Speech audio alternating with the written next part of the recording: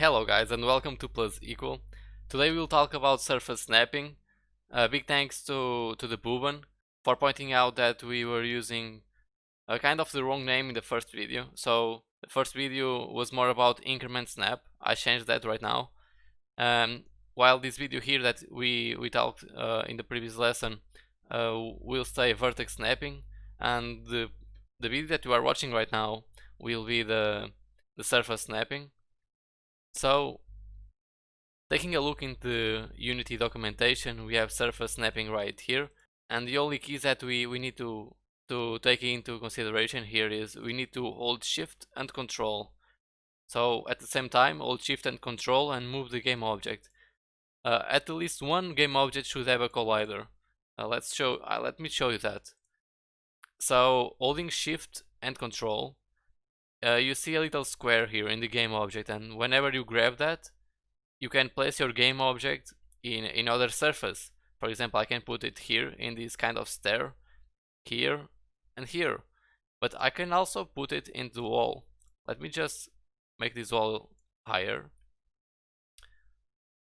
and let me grab this, hold down Shift and Control, grab this little square. If you take this here, it won't work. You need to grab the square, and if you come with your mouse into the wall, you can place your game object into the wall. It's as simple as that. But if we take this collider, now our sphere don't have a collider. And let me change the ground. The ground have a mesh collider. I'll take that out as well. And now doing the same thing, we can't place the game object here automatically. I'm holding down the keys, but I can't place the object. So at least one game object, let me change the plane. At least one game object should have that. Now I can put it, but my sphere don't have the sphere collider active, but I can still place the object here against any other game object that have a collider.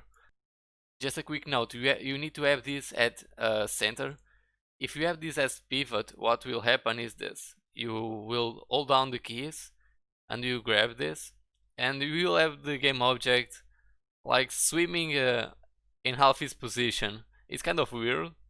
It can be useful to place same game objects. For example, if you have a rock, you can place game objects like this, so you make sure that the game object have some part of it underground and you don't have any hole in your rock. But for other game objects, we just want to have them on top of the surface, so we need to change this to center, and grabbing them we can just place them correctly on the ground. And that's really it for this tutorial.